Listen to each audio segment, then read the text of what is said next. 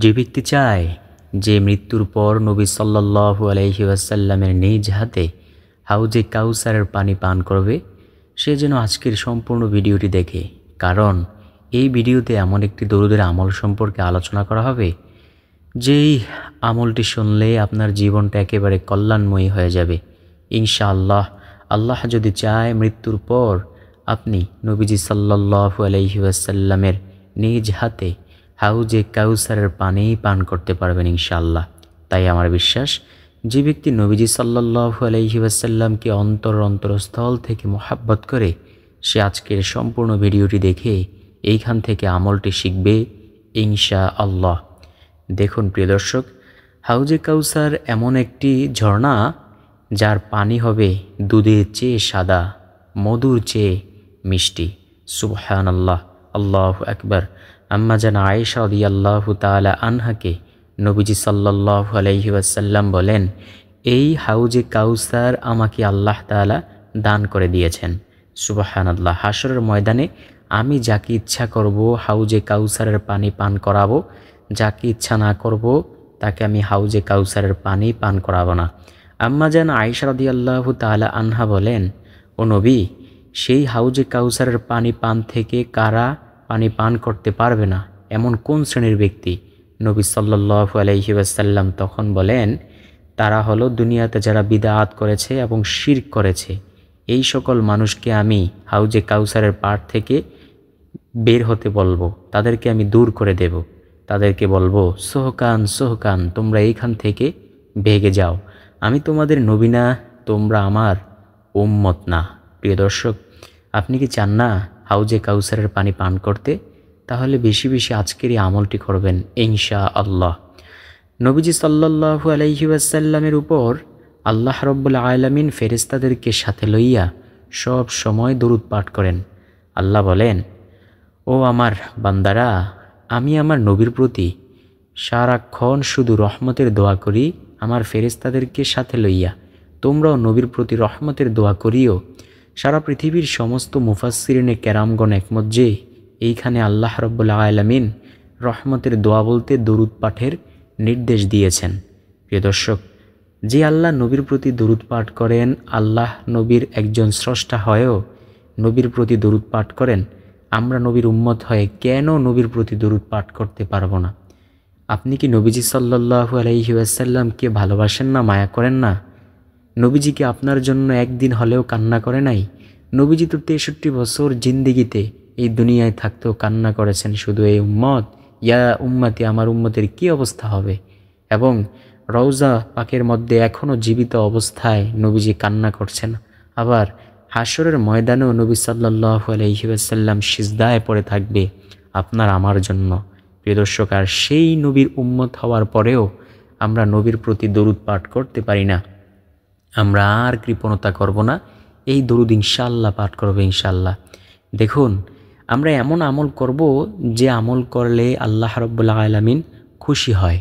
কারণ আপনার প্রতি যদি আল্লাহ বেজার থাকে, আপনি 1000 বছর আমল করলেন, সে আমলের কোনো লাভ হবে না। নবীজি সাল্লাল্লাহু আলাইহি ওয়াসাল্লাম দীর্ঘ একটি হাদিস বর্ণনা করেছেন। নবীজি বলেন, এক ব্যক্তি 500 বছরের আমল নিয়ে, ইবাদতের আমল নিয়ে আল্লাহর সামনে দাঁড়িয়ে বলবে, আল্লাহ আমাকে আপনি জান্নাত দেন, তাড়াতাড়ি জান্নাত দেন। তখন আল্লাহ বলবে, বান্দা তুমি কি নিয়ে এসেছো? তখন সেই বান্দা বলবে, আল্লাহ আমি 500 বছরের খাঁটি ইবাদত নিয়ে এসেছি।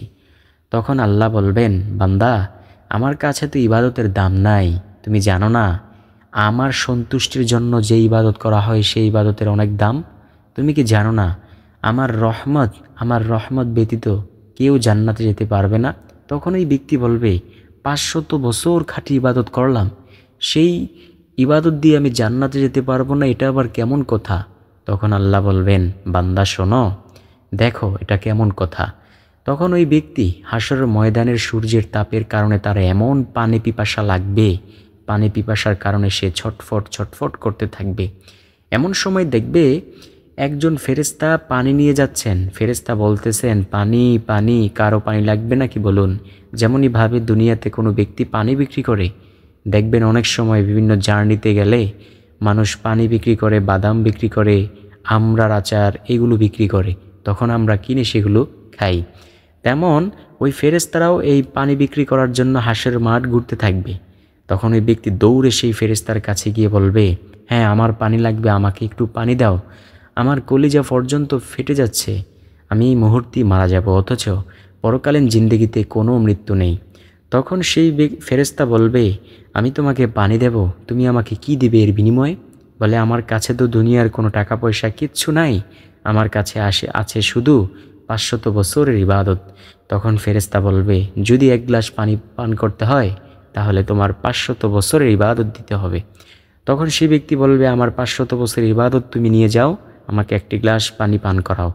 তখন 1 গ্লাস পানি পান করবে, এইবার সেজদায় পড়ে যাবে, বলবে, আল্লাহ দুনিয়ায় থাকতে কত crore crore trillion trillion litre পানি অপচয় করেছি, পানি ভক্ষণ করেছি, একদিনও তো তুমি রাগ করো নাই। আল্লাহ আজকে হাসরের ময়দানে 1 গ্লাস পানি আমাকে কিনতে হলো 500 বছরের ইবাদত দিয়ে। আর দুনিয়াতে যেই পানিগুলো অপচয় করেছি, যা ভক্ষণ করেছি, সেগুলো কত বছরের ইবাদতের দরকার হতো আল্লাহ। আল্লাহ আমার বুঝতে বাকি নাই, তোমার রহমত ছাড়া ইবাদত দিয়ে কেউই জান্নাতে যেতে পারবে না, তুমি যার উপর সন্তুষ্ট সেই জান্নাতে যেতে পারবে। তখন আল্লাহ তাকে জান্নাত দান করবেন। প্রিয় দর্শক, এইভাবে হাসরের ময়দান এমন ভয়াবহ হবে, সেই হাসরের ময়দানে যদি আপনি হাউজে কাউসারের পানি পান করতে পারেন সেই কঠিন পিপাসার সময়ে, তাহলে জীবনটা কেমন ধন্য হবে। তো চলুন কোনো কথা বাড়াইব না, সেই দরুদের আমল সম্পর্কে কথা বলি।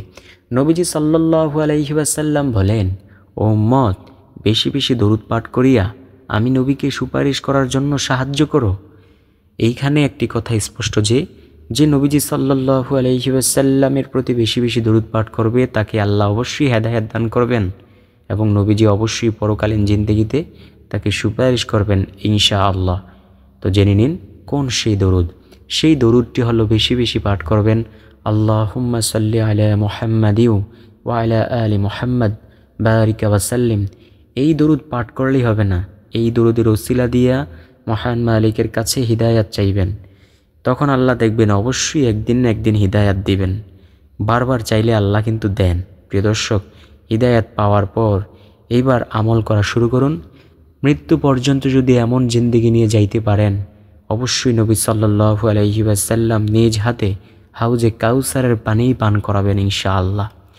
তো একটি বিশেষ কথা হলো, দেখুন আমরা যদি নবীর প্রতি দরুদ না পাঠ করি, কে পাঠ করবে? হিন্দু পাঠ করবে না, বৌদ্ধ পাঠ করবে না, খ্রিস্টান পাঠ করবে না, তারা তো নবীজির দুশমন, তারা কিন্তু পাঠ করবে না। আমরাই পাঠ করব, আমরা মুসলমানরাই পাঠ করব। তবে একটি বিষয় এখানে যে সব বিধর্মীরা কিন্তু নবীর দুশমন না, তারাও নবীকে, অনেক বিধর্মী আছে নবীকে প্রাণ ভরে মহাব্বত করে ভালোবাসে, তবে অধিকাংশই দুশমন। প্রিয় দর্শক, আমরাই পাঠ করব, আর কেউই পাঠ করবে না, কারণ আমাদের জন্যই তো নবীজি সারাটা জিন্দেগি ভর কষ্ট করে গেছেন। নবীজি নামাজ পড়তে পড়তে পাও মোবারক ফুলিয়ে ফেলেছেন। কাদের জন্য?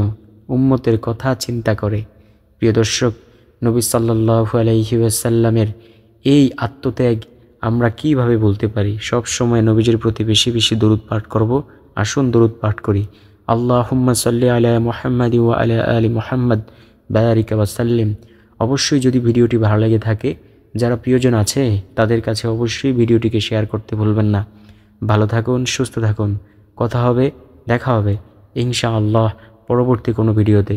ততক্ষণ পর্যন্ত চ্যানেলটাকে সাবস্ক্রাইব করিয়া পাশে থাকা বেল আইকনটা বাজাইয়া দিন, যাতে করে পরবর্তী ভিডিওর নোটিফিকেশন আপনার কাছে পৌঁছে যায়।